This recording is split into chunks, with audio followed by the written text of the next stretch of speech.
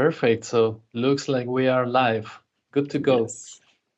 Here we go. So welcome everybody to our second expert talk from 2024.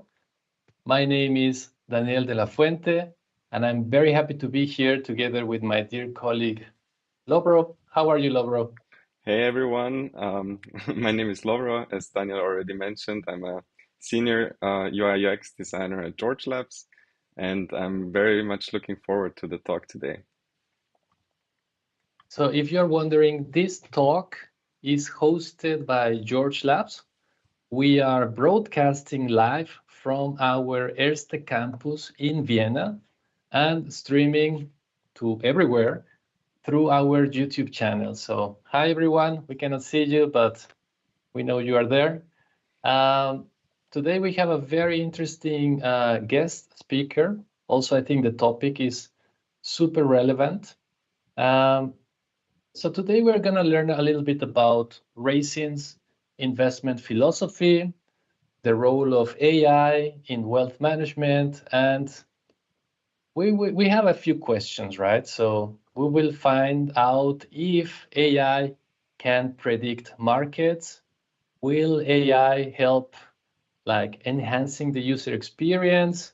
So it's getting a little bit boring, but AI is everywhere. So it's a hot topic. But thankfully, we have our honorable guest, Ben, an expert in this field, who is a senior designer at Raisin. So I think you have more than 10 years of expertise in brand and product. Um, I read that you had a very exciting childhood with a love for skateboarding, skiing, and so on. So welcome, Ben. How are you? Hi everyone. Pretty good. Thanks a lot. How is it in Vienna? It's Hot. good. Thankfully, we are at the office and it's we have AC. Uh, but may I ask you, like, all this love for the mountains, is it Mhm. coming because you were born in Austria? Yes. Yes, as you're already there. I grew up in Austria, but on the other side, on the western part, in a very small place. It's called Hmm. Galtür. I grew up in a village with 600 people, and I always make the joke that I grew up in a smaller place that the company I'm working for right now. But this is also where I'm also always trying to mock a little bit. I would have made a little bit connection with Vienna because my brother is living in Vienna. He's working at Pitbanda. I think everybody also knows that company in Vienna, and he's there an engineer manager. Well, yeah, we know Bitpanda. They were part of our second edition of the George UX conference. It's really lovely. But before we start, Lovro, could you tell us a little bit more or less what to expect for today's expert talk? Yes, today we're gonna talk about wealth management and AI. I guess wealth management might not be a very familiar topic for everyone who is listening in today. So, Ben, could you maybe share with us what wealth management is about? Yes. So in general, wealth management, or to just say it in one sentence, is some kind of like it's a financial service that involves planning and managing your wealth with a thought through investment strategy. Um, of course, there is some kind of also different wealth management possibles. So, for example, some also take care of your tax planning, some take care of your retirement planning, some take care of your asset management and everything. So it's a wide range how you can see wealth management. And if I may add, could you maybe give us a super short intro about Raisin? Yes. So Raisin, to also just make it really short, is founded in 2012 as a savings company. So the mission was to connect savers with the best returns across Europe with one account. We have around 400 partner bankships at the moment. We are operating in 9 markets. We have 1.5 million customers. We are managing over 55 billion assets under management. And of course, in 2018, we expanded the offer with investment products and pension products. And this is where I'm working at. Very Well, nice. sounds Impressive, yeah. Before we All right, begin, so I would like to just mention quickly that we're going to have your talk coming up next very shortly. Please, if anyone has any question, please just write your questions in the chat. We will have a Q&A session at the end of the talk, and we're also gonna listen carefully and shoot our own questions like last time. And please, if you haven't done so already, we're trying to grow our YouTube channel with this expert talks. Our YouTube channel currently is not very popular, but we're trying to gain as many subscribers as humanly possible. So please, if you haven't done so, like and subscribe. It would help us a lot, and we would appreciate it very much. yes, so with that said, we hand over to Ben. Ben, the stage is yours. Okay, cool. Thank you very much. Then I start sharing my screen. And we can start slowly. Okay. Hi, everyone. I want to tell you a story today about general how I see wealth management, how I see the future, and how it was with my journey along it. I have to say I haven't done, or I have not too much experience along with the last few years, I think. But before I joined Raisin, I nearly had no investment knowledge in general. I think, like everybody of you, I started in the pandemic, or maybe let's be honest, I was maybe a little bit of a laggard with that, but also to set up the savings plan. I started investing in in ETFs, some kind of like of course, typically MSCI World and then emerging markets to have some kind of a 70-30 split, but that's it. I had really no knowledge about investment strategies. But at the end, my goal was already clear that I want to close the pension gap with a long-term horizon. On my first day at Raisin, I already had like a memorable moment with our head of investment. In just 30 minutes, he gave me a crash course on how investment works, what Raisin is doing, and what Raisin is aimed to do or is aimed to achieve in the next 2 years. And this was also like the first moment where I was like, what I've gotten myself into. I really don't know anything about investments or finance in general. Of course, I invested already in savings plan and I had my app and everything, but that's it. I also made like the real mistake already, like on the first day where I thought like I did not make like the best impression already because I really made the rookie mistake to asking why Raisin does not focus on stocks. And he just laughed about it. And she just said in one sentence, like, if anyone could predict the market in generally, then we would sit all on private islands and sipping margaritas. And this is where this joke or this little sentence really stuck to me. And this is where I also had like a big learning curve over the 2.5 years since I'm at Raisin. It's really that in the financial world, there is a lot of uncertainty and chasing the perfect market perception is not possible. And this is why we at Raisin, we do not sell this dream to get quick rich or to offer like this magical formula to predict market movements. We know that chasing after the next big thing or trying to time the market is not the only risk, but it's not only risky, but also unsustainable. Instead, we focus on that what truly works. It's a disciplined approach around low-cost, diversified portfolios that are carefully tailored to each user's risk tolerance. This philosophy is grounded in the fundamental principles of investment that stood the test of time. Our approach is about stability, long-term growth, minimizing risks, and of course through diversification. And this is not something where we say like this is magic or something, or we already came up with this idea. These are rules that are already like ruling like for 30 years or something. And this is where we also just follow like these principles and say like if you do that, we can help you a little bit to build up or maintain your wealth with these strategic things. Of course, First thing that is super important for us is diversification.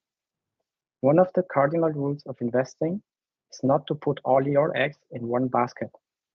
By spreading investments across various asset classes, such as stocks, bonds, real estate, and commodities, you reduce exposure to a single risk. Diversification helps cushion the impact of market volatility and provides a more stable return over time. At Raisin, our portfolios typically contain a mix of some of these asset classes like stocks and bonds, allowing us to balance the growth potential with risk management effectively. The second thing that is super important to us is the asset allocation. This is another fundamental principle in investment strategies, which involves determining the optimal mix of asset classes in a portfolio based on the individual risk. This strategy is essential because different asset classes perform differently under various market conditions. For instance, stocks offer higher returns but with higher risks, while bonds provide stability and income with lower volatility. By tailoring asset classes to each user, we ensure that the portfolio is aligned with the financial goals and the risk appetite. We also try to tell our users always to think long-term, because successful investing requires patience and to stay in the market as long as possible. Market fluctuations are inevitable, but reacting impulsively to short-term market movements can be detrimental. Instead of trying to predict or time the market, we encourage our users to stay invested for the long haul. This allows the power of compound growth to work in their favor, turning small, consistent gains into significant wealth over time. It's not about the quick wins. It's about building sustainable wealth through steady long-term growth. And the last point that is super important to us is, of course, the cost. We are trying to minimize the cost as low as possible and see it also as another very important key principle. High fees can endure investment returns over time, which is why we focus on low-cost investment vehicles, such as ETFs. These funds provide broad market exposure, a fraction of cost of actively managed funds, allowing our users to keep more of their returns. By keeping costs low, we enhance the compounding effect, further boosting long-term wealth creation. We started in 2018 with a robo-advisor. Our robo-advisor has grown into a comprehensive wealth management product this year, managing over 1 billion in assets under management. Despite this growth, our strategy still stays the same and consistent. Spread investments across different asset classes, review portfolios annually, and maintain a focus on the long term. We don't react to short-term market fluctuations. Instead, we let the time-test principles of investing guide our approach. This disciplined strategy helps our users navigate the market turbulence and stay on course towards their financial goals. The secret to wealth creation isn't flashy or exciting. It's the boring things. It's the consistent actions that build and maintain wealth. By adhering to those classic investment strategies, we help our users achieve financial stability and grow over the long term. In a world full of noise and short-term distraction, our commitment to those principles sets us apart and ensures that our users' invests are managed with the care and expertise.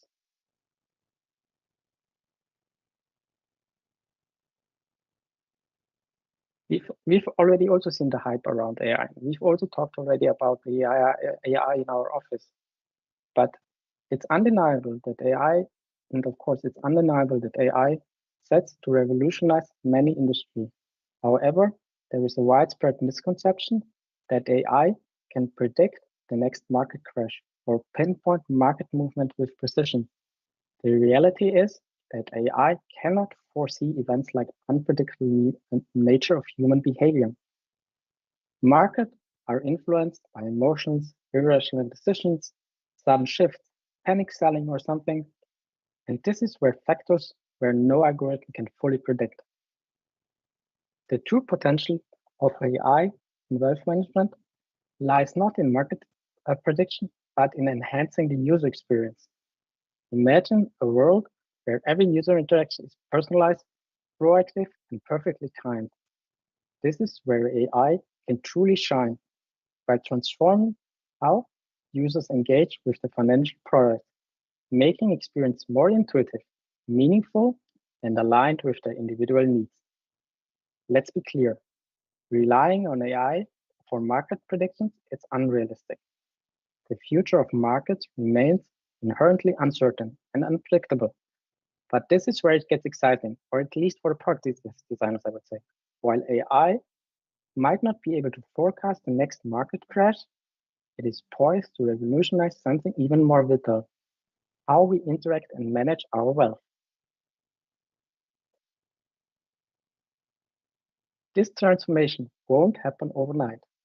Integrating AI into wealth management is a complex process that requires a deep understanding of what users truly value. It's not about just adding new fancy features. It's about crafting intuitive, seamless experience that meet the evolving needs and the desires of the next generation of investors. As our expectations rise, companies must anticipate these shifts and respond in the right way to stay ahead in the game. AI will play a crucial role in the evolution, helping to create an experience that inspire and empower our investors or our users. By leveraging AI, companies can anticipate the user needs, offering personalized solutions that feel meaningful and tailored. The true industry leaders will be those who use AI not to replace the human touch, but to enhance it, recognizing that technology should deepen the connection, not substitute them. In the coming decade, companies that fail to prioritize the user experience will struggle to remain relevant. It's not just about delivering returns, it's about delivering experience that resonate deeply and authentically with our users. Success will hinge on the ability to connect on the personal level, making making the user experience the key differentiator in the increasing competitive landscape. Imagine a future where AI doesn't just automate processes, but enhances them, where every user interaction is personalized, proactive, and perfectly timed. This is the future of wealth management, a future where AI is leveraged to build stronger, more meaningful relationships. Let me give you an example how it already works today, but without AI. I have the deepest respect for this woman, but let's talk just in a second about Katie Woods and ARK Invest. Despite facing significant challenges, including big losses in the last few times, Wood exemplifies the power of storytelling in finance. Her compelling narrative around disruptive innovation has captivated and maintained investors' interest, demonstrating how a clear vision and strong user connection can sustain loyalty even in turbulent times.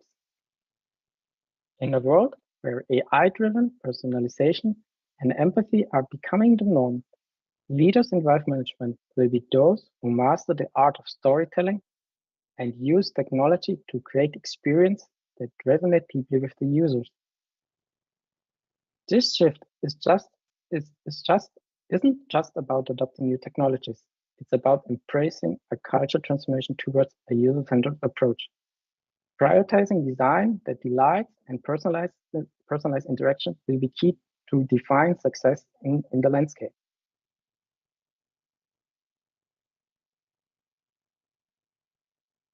As we navigate this transformation, it's essential to understand how to practically apply these principles or ideas to your design strategies. To truly stand out and create meaningful user experiences, consider focusing maybe on these following key practices. Delight your users. Step one. Of course, I would say no-brainer. Incorporate moments of joy into user interaction by adding small, delightful elements that, while not always practical, can profoundly overall impressions by elevating moods and sparkling inspiration.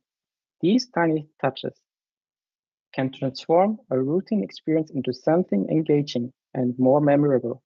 By fostering positive feedback loops, we encourage repeat usage with that, and users are more likely to share these delightful experiences, thereby applying your reach organically. It does not mean that joy does necessarily require complex animations or extensive resources. It could be even simple, thoughtful elements can leave a significant impact already. By integrating these small delights, you create an emotional connection with users, enhancing their overall satisfaction and loyalty. AI can further enhance these moments of joy by personalizing them based on user preferences and behaviors. Through AI-driven insights, you can tailor delightful elements to resonate more deeply with each user, creating a more engaging and emotionally resonant experience. This personalization ensures that the small touches feel relevant and meaningful, implying their positive feedback on our satisfaction and loyalty. I brought you this example of Way because I think it's really awesome what they did. Maybe you can have a look one day on it. I think they are doing it in a really good way where they bring in like a little bit more of soul into the design. Of course, and step 2, make the effort visible. Emphasizing the effort behind your service can greatly enhance its perceived value. When users recognize the hard work involved, their trust and appreciation for the service often increases. For example, Titan is here a really good example. They are not using AI right now, but they are using already like the social proof or the social ideas around 60-second videos that we all already know from TikTok videos and everything else that they bring in that they show the effort. Similar strategies can be observed on flight comparison sites like Kayak or Skyscanner, where artificial rating screens are completed to boost perceived value. These tactics help users feel that the service is curating options to meet their needs. You can implement these principles in your own service by highlighting the effort involved in dedicating that goes into this process. You can enhance user trust and satisfaction, making them more likely to appreciate the value of your service. AI can further elevate this approach by automating and optimizing the presentation of this effort. I think we have all seen in the last few weeks the Flux videos and everything, which were already so good in what they did. And this is where AI comes in. Through AI, we can provide personalized insight and updates that make the effort behind the service more transparent, while also enhancing efficiency and accuracy. This is not only reinforces the perception of diligence, but also ensures that the users receive a consistent, high-quality experience. One more step, which we talked a lot about. Of course, I think it was a little bit of a no-brainer, but it's encourage personalization. Personalization is, of course, a powerful tool for enhancing user engagement by tailoring experience to individual preferences. Users can invest and personalize their interaction. They develop a deeper connection with the product. This sense of ownership not only reduces churn, but also increases long-term engagement.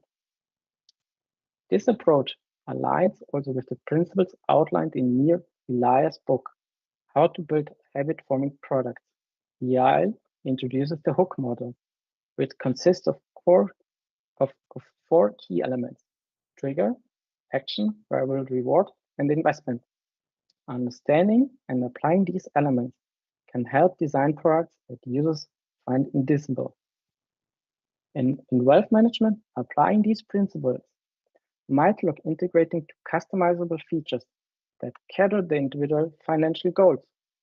For instance, our users could personalize their investment dashboard or highlight the metrics that matter most to them and receive tailored financial tips based on their investment history. By leveraging these personalization strategies, you create a product that not only meets the needs, but also fosters ongoing engagement and trust. The result is a more intuitive, rewarding experience that encourages users to stay connected with their financial plans over the long term. AI can amplify the effectiveness of these strategies by analyzing user behavior and preferences at scale, enabling even more precise personalization. With AI, you can dynamically adjust recommendations and feedback in real time, creating a highly tailored, engaging user experience that adapts to individual needs and enhances long-term engagement.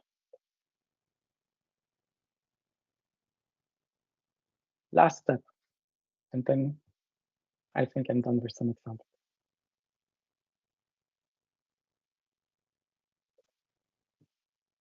Loss aversion is also super important. Loss aversion is a cognitive bias where people experience the pain of losing something as twice as intense as the pleasure of gaining something equal value. This principle can be a powerful tool in guiding user behavior, improving engagement with your product. To effectively utilize loss aversion, start by highlighting the potential losses users might face if they don't act. This approach should focus on illustrating the value of what at stake rather than inducing fear. For instance, in the Acron app here in the example, a projection graph that shows potential earnings over time can subtly frame the cost of inactions as missed gains, effectively emphasizing the benefits of consistent investment. Providing reassurance is equally important. And users make decisions that involve risk immediately, validation can help build their confidence and reduce anxiety. Another example is displaying a confirmation message like success toast. When users adjust settings for complete transaction, offers instant positive feedback, helping users feel secure in their choices. Reinforcing user commitments is another effective strategy. Remind users of their progress to sustain their engagement.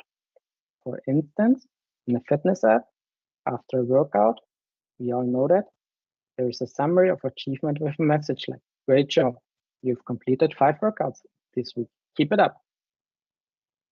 This little message helps to maintain motivation and reinforcement for their commitment. Additionally, showing success stories can be highly motivating.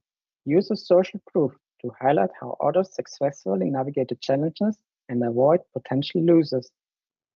This is more of a marketing tactic, but we all know it from language learning apps, for example, where they feature testimonials like, "I almost gave up, but now I confidentially converse into Italian.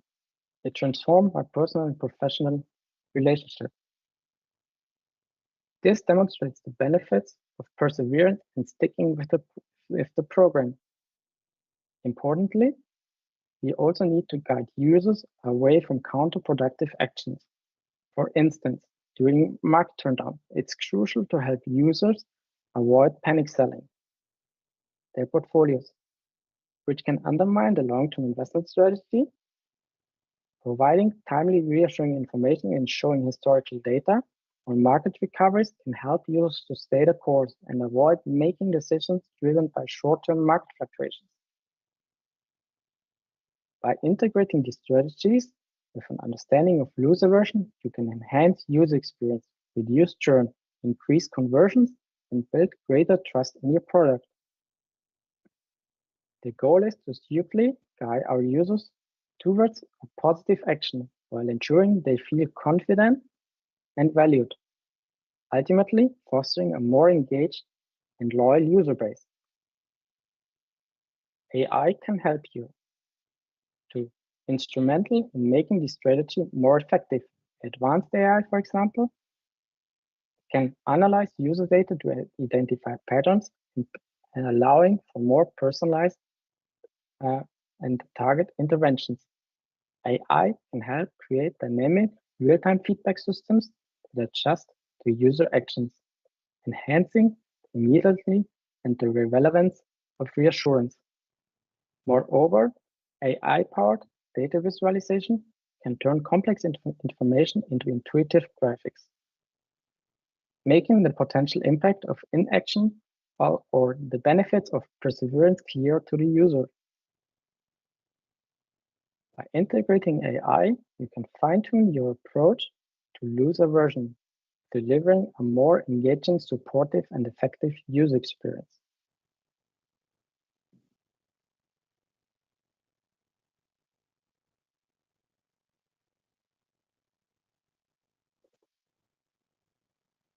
As we slowly come to an end, let's reflect on the central theme that ties all our examples together. Wealth management is about enriching lives.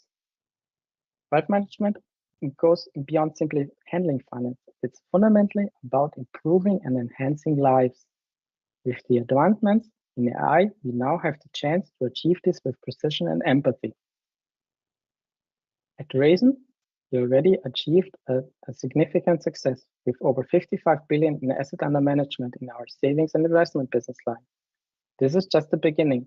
Our goal is to empower everyone to build and maintain wealth through products and services that offer financial peace of mind. So because I shared my opinion, I embrace this new era. Let's remember that our ultimate goal is to enrich lives, transforming financial management into a journey of growth, confidence, and meaningful connection. Before we close, I encourage you to think about how you could apply these strategies in your own work. Let's create products that not only stand out, but also deeply resonate with the people who use them.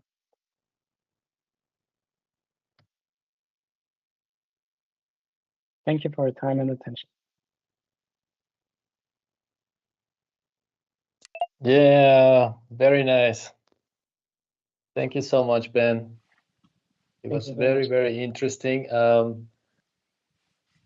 Should we start with the questions, Dobro? Yes, I would have one question in regards to the last example that you showed.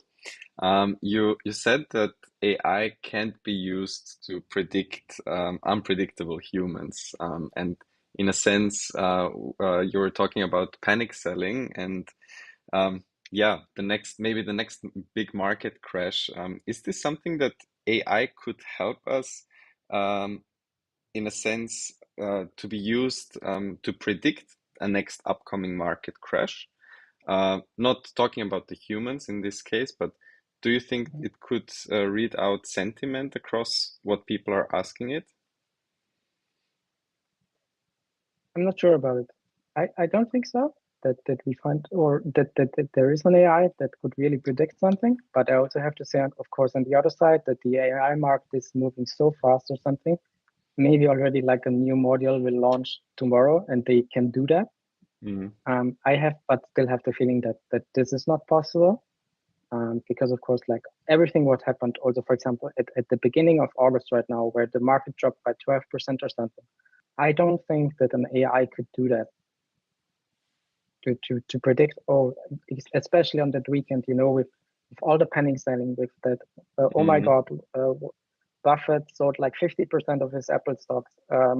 Scalable was not available for Monday morning and everything. So I think this is where there is no chance that AI can predict that. I agree. We were also talking a lot about this in our own company, because obviously we're also exploring ways how to integrate AI into our products, and we've noticed that AI is a very hot topic, but it's also something that might might lead to unwanted results, especially hallucinations and stuff like that. What's your take on that? Do you think that those risks are worth it, or should we only go out with a very polished product? It depends on. Of course, I would say I would love to always say like, let's build like just like the super polished product or something. But I think this is just a dream and this is not possible or something. I think we still have to go with the first approach or something, to just start with something and then always improve it, which is also like the nature of everything what you're doing. Mm. I have another question. Ben, you mentioned about how to deepen the connection with our users. And for that, so talking as a designer, we need to talk, let's say, in a human way, to be to exercise empathy. Now, I see that AI is already able to talk in a human way, but is AI, from your perspective, already able to help you as a designer? I think still, yes. So we had a huddle 2 days ago or something, and we talked about the Pi app. I think if everybody's familiar with that it's some kind of like a therapist that you're talking to, and he resonates with that. And it's not a person; it's an AI thing or something. I still think that there are a lot of things, and it's super interesting, for example, to try out things like that. But I still see sometimes, like as I said in the talk, that this human touch is missing or something. And this is where the problems then still came up or something like, would I even try, or would I even trust like an AI or something? I would still like to talk at least to a human or something. Just maybe at this time, because it's still so fresh. Maybe in 10 years, I still have a different experience on that. And we are all used to that. Yeah. But I think for now, I think it's still like, it has to be some kind of a mix or something. Mm-hmm. Is there any tool that you would recommend for designers? Any plugin, any, I don't know, guide? Mm-hmm. Well, I have to say, I'm also jumping around with AI right now. I cannot predict one or something. Of course, like the biggest one, ChatGPT, I think they're doing a phenomenal job. Railway and Flux. As I mentioned, like the Twitter videos that came up with the blog and so on, really, really, really good, and I'm really impressed by that. Of course, there were like there's still some small things in there, like with the teeth and everything, and with the shine on the head, but super impressive to see these super realistic videos, and it was just done by AI. Yeah, we need definitely to play around with such tools. Laura, would you like to take one question from the chat? Yes, there is one question from the chat. First of all, the person asking the question is thankful for you sharing the knowledge with us, and they want to know, how do you see the state of AI we are in right now, especially in regards to creditworthiness? I have to say, I'm always like a little bit like the early adopter in that case. I'm trying to, oh my God, I need this and everything. So I'm maybe just trying to see too positive or something sometimes. But yeah, as you said, with credibility and everything, I think there's still a long way to go to bring in this credibility and this trust and everything. But at the end, I think we deal right now with just in the phase where the excitement just comes up right now, and where everybody wants to try out things, and sometimes where like this credibility thing is not so important. I think we are going afterwards through a different phase again, and then AI has to prove again what they can really do. Thanks for your answer. I would have one more personal question in regards of Raisin implementing AI. What kind of challenges are you facing in regards to AI at Raisin? I think with Raisin, it's a little bit different right now because our customer base is different. Our customer base is like 55 and upwards. So our average customers is like 56 years old or something, like the boomers in the best years who bring their money to us and everything and invest with us. And this is where like we are not doing like the biggest steps there right now, because I think still like with these generations or something, like the human touch is super important. Like also like one of our founders gave like did like a podcast a few days ago, and he also mentioned like that we are never doing something like what Klarna did with the chatbot or something. Of course, it's super impressive to see that or something, but with our users or something that are 55 or 72 or something, it's too much right now. So I think this is where I'm also like a little bit maybe in my Berlin bubble to say like this is important, and I see it more like in our case in the next 10 years that is super important because the wealth transfer will come where this generation will transfer the money to the next generation, and then like I would say like we together, we have other needs in that, and we are used to technology differently and everything, and accept technology also in a different way and everything. And I think in our case, this is then more important with when this historical event happens. Interesting take. I also am very curious to see how this wealth transfer will play out in the future. One more question in regards to that. Do you think that, especially when implementing AI into current digital products, do you think that it should be immediately visible that you're, for example, talking to AI or getting generated content by an AI? Or do you think that you can also hide the fact that an AI is behind some kind of feature? Not specifically in regards to Raisin, but in general, maybe. I think from as I mentioned before, trust is a big thing or something. If using our product or also in general other products or something, and I think it's important to show that you are then talking like to an AI. It's also like in the past, like with all the chatbots that are still not using like an AI or something, they still like tell you that they are a chatbot, and if you want, you can talk to the human afterwards or something. I think we still have to do the same case that we do not lose trust or something in the product. I agree with you, I think. Ben, I have a question. So you mentioned that your users are, let's say, 50 plus. So definitely, so are they, some of them, are they newbies? Do you need to explain all the financial jargon to them?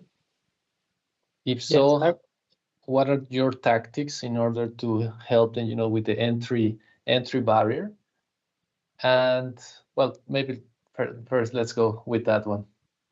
On that side, I still have to say, I think, so from my expertise level in investments, I think we have everything.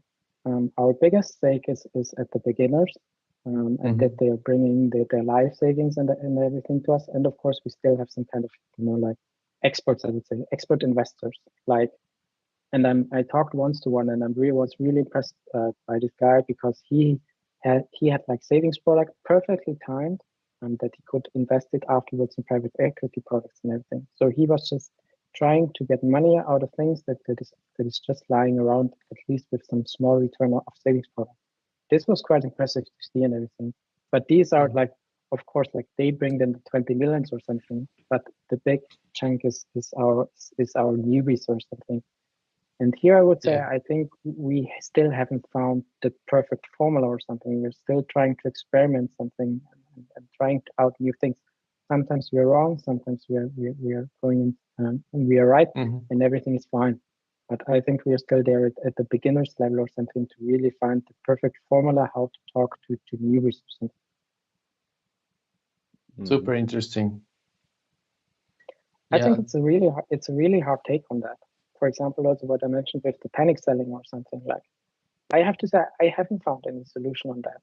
I think about it like since 2 years or something, but if I didn't found like a way or something, or like this is like the perfect formula and this is like the perfect flow or something, or this is like the little trigger that changes everything. I haven't found it so far. It's still an experiment or something to really try to find out people that are not selling their products or their portfolio when it goes down. Yeah, I really love the part where you were talking about the loss aversion.